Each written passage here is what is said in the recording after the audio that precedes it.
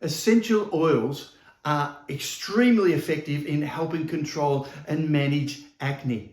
And we see that over the last 10 years in terms of the research that has been pumped out, dozens and dozens of studies that are showing how effective they are, and the fact that they're now going in lots of the creams and the lotions and the potions and the skin washes for acne and lots of other skin conditions related to acne. We've known actually they've been used for literally thousands of years for skin conditions, all major skin conditions. And the trick is finding which ones are the best ones. So after reviewing literally dozens and dozens of studies, I made this little list here for you. And the top one is rosemary, oregano, thyme, and lemon balm. Now these are the little green asterisks because they're all from the same family, a mint family. So they've got an overlap of lots of their ingredients in them. And they have all been shown to be extremely effective in helping manage, helping reduce the pustules, helping reduce the scarring, and all those other factors in there. But they've got overlap of some of the different ingredients that they have in them. Then you've got lavender, tea tree, myrtle, and eucalyptus. And eucalyptus is probably the one I've been using the longest. I think I started using it about 18, and I think that's about 50 years ago. And it's one of my favorites. You can just be used for so many things around the home, but also for acne. Now, the critical thing about all of these essential oils is you never use an essential oil neat. It always has to be diluted. And the ones that you dilute at the most are the strongest ones. Things like eucalyptus and tea tree and oregano oil, for example, they usually use at concentrations around about 5 to 10% of the oil mixed with some form of carrier, an oil or a liquid-based product. And I'll get onto that a little bit later, right at the end. But we can use any of those and any of these. And the great thing is you can also mix and match with these. Or even if you go to the shops, you'll see some of the acne treatments that have 2 or 3 of these. They're all extremely effective. And why they're effective is because of the way they approach looking after our skin and general health in well-being. So first of all, we know that they're antibacterial, but they're not just antibacterial, wiping out all of these species. You can see we have about 1,000 species of bacteria and some fungi on our skin, all around our skin. Different places of the skin have higher levels, lower levels, and different variations of the bacteria. Our skin microbiome.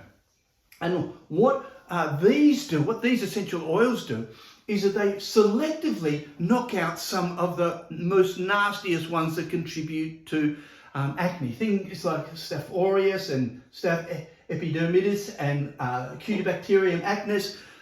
These are the ones that are known and often the ones that are tested on in the laboratories when they're doing the studies. And it selectively knocks out these, leaving behind lots of the good ones, what you would probably call probiotics, or I call the commensal species, the species that actually look after our skin and nurture our skin. But it knocks out the nasty ones, which is absolutely fantastic. But it also has antifungal properties. And in some cases, particularly the more serious cases of acne, you can possibly have a fungal contamination, things like candida. And as a result of that, it gets really hard to control because there's that bacteria-fungal interaction, and they can actually work together to make it a little bit harder by building up biofilms that protect them, little space capsules like things. And so these have antifungal properties and break down these barriers. But they're also antioxidant, and oxidation is linked in with inflammation here, which is the redness and the soreness and the swelling and all those, and it's linked with the damage that it does to the skin. So all of a sudden we're getting all of these, we're controlling what's causing it, the bacteria, we're starting to get to the underlying causes. These oils are penetrating, so they're able to get to the deepest parts of the skin. In fact, they're absorbed through to the skin, and applying enough will be absorbed literally into the blood, where they have many other benefits too, by the way. Just a little hint there. I've got multiple other videos on the benefits of essential oils, for example, with migraines and pain and menopause. And this is just another example where they're so effective. So they're able to penetrate, but also they're wound healing. Because they can get so deep, they get down to literally the bottom of the skin layer where they can work in a positive way of rebuilding and restructuring the skin. And on all the forms, all the different ways we look at wound healing, we literally see that there are 3 different layers, and they cover all those layers, including skin remodeling, fibroblasts, which stimulate the growth of the skin, and the collagen, which is making it up. That's the proteins that are making up the skin. And it has these wound healing effects, which as a result has an anti-scarring effect And on top of that, depigmentation, which in other words, you don't end up with any dark extra red or the darker blotches on your skin when the acne has disappeared. Skin toning and anti-skin aging, a lot of these are now used in anti-aging creams and anti-aging lotions that people apply, simply because of the extra benefit that they do to the skin in terms of the elasticity and moisture content and a whole raft of other issues. A video on that one's coming soon. So skin aging, but they also modulate the immune function. You have an immune system directly below your skin. So directly below, inside your body, you've got the immune system, and it's looking for the nasties and to do the right thing in the body, and it helps balance it out in a positive way so that it goes back and helps control these nasties up here from using directly tapping into your immune system. And then you've got an analgesic effect. Lavender in particular has a strong analgesic effect with pain. It comes up in multiple studies in terms of pain management and migraine and half a dozen other areas to do with pain. And so they generally have analgesic properties, which is really good if you've got a severe outbreak of acne where it can be quite painful and quite irritating. People have told me this on the backs and so on.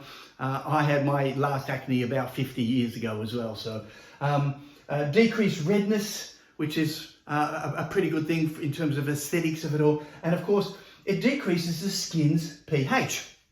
And it does this not by putting an acid on top of it, but something called rosmarinic acid. Rosmarinic acid is in all of these ones here, particularly in rosemary and lemon balm where they've done the studies. And this rosmarinic acid stimulates the cells to actually produce more acid or create an acid environment, which is really important because it's the acid environment which regulates the microorganisms. The skin pH is a critical factor in the health and well-being of the skin, as well as what microorganisms, the good ones or the nasty ones, grow in them. And what happens at the bottom of the skin, right near the blood, the pH of the skin, the first layer of the skin is around about 7, which is neutral. It's right in the middle. As it goes up, the cells go up, they should go to about 5, so they're becoming more acidic.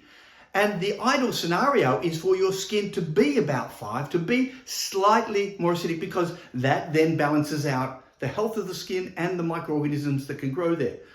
The nasty ones like it when it's a little bit more alkaline. The good ones like it when it's like a little bit more acidic. And so it moves across, and as the cells move up, they become a little bit more acidic. So we want that acidity. And of course, rosmarinic acid stimulates the cells to create that acid environment for the skin. It's, again, a win-win situation. Now, on that, the next question is how or what do we mix it with to be able to apply it to the skin? Now, my suggestion is always talk with professionals in there, learn a little bit about it, but there are some really simple strategies. First of all, always do a little test. Get a little bit of the essential oil and put it on your wrist and test it for a couple of hours or so, see if there's any reactions that break out. Some people are really sensitive to these, others, hey, like me, it doesn't make any difference, okay? So the first is the skin test. Second is always dilute. Always dilute. Now, when you're talking about the stronger ones like eucalyptus and tea tree oil and oregano oil, definitely they usually use those in concentrations of about 5 to 10%. Mixed with various other combinations and cocktails of things that hopefully are good for you as well. But what we're after when you do mix it in is to mix it with things that are going to also benefit the skin. And at the top of my list up here is aloe vera. Aloe vera not only has lots of skin healing properties, its pH is about 4.8, which is ideal for the skin. So what we've got is this healthy skin, the healthy pH, and all working simultaneously and synergistic. And in fact, the studies show that aloe vera combined with some of the essential oils actually has a synergistic, a multiplier benefit on this. So mixing it in with the aloe vera, and that might be a 1-to-1 ratio for things like a rosemary or lavender, or a 10-to-1 ratio for the ones like oregano or tea tree oil, for example. But again, my recommendation is to check up on how to make your own formulations and so on if you're doing that, or when you look for the products.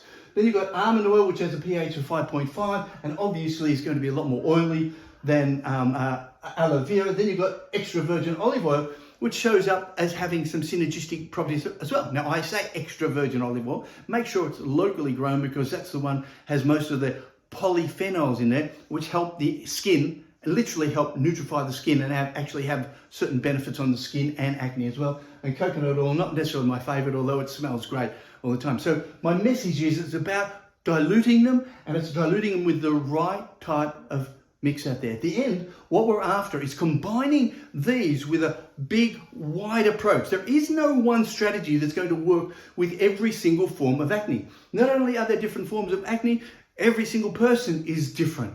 And so what we look for is the total program. That's why we also have our program specifically on the gut microbiome and acne. If this all seems too complex, you can clearly look for products that have these ingredients in them. Otherwise, you can go for an even simpler version. And this is my own homegrown products. And all I've done is I've gone in my garden, grabbed a handful of rosemary, a handful of oregano, a little twist of thyme because I don't have much, literally broke it up, put it into a pot. I brought it to boil and simmered it for about 5 minutes. I then waited for it to cool and put it in this little jar. Now, what's great about this, I live in a hot climate in Perth, Western Australia, and this is extremely refreshing. It's great for the skin, it's great for hair if you have any. It's not going to make mine regrow, but it's great for hair if you have it. But it is refreshing as well to be applied anywhere, and it's got lots of those really good ingredients that I've already talked about.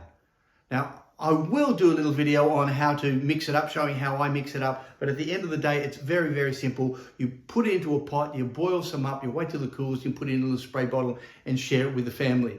Now my glasses are fogged up. But if you've enjoyed this video, remember all this is science-based, which is what separates it out from lots of those other videos. If you like this science-based information, subscribe below, tick the like box and share it with your friends, and we can share this information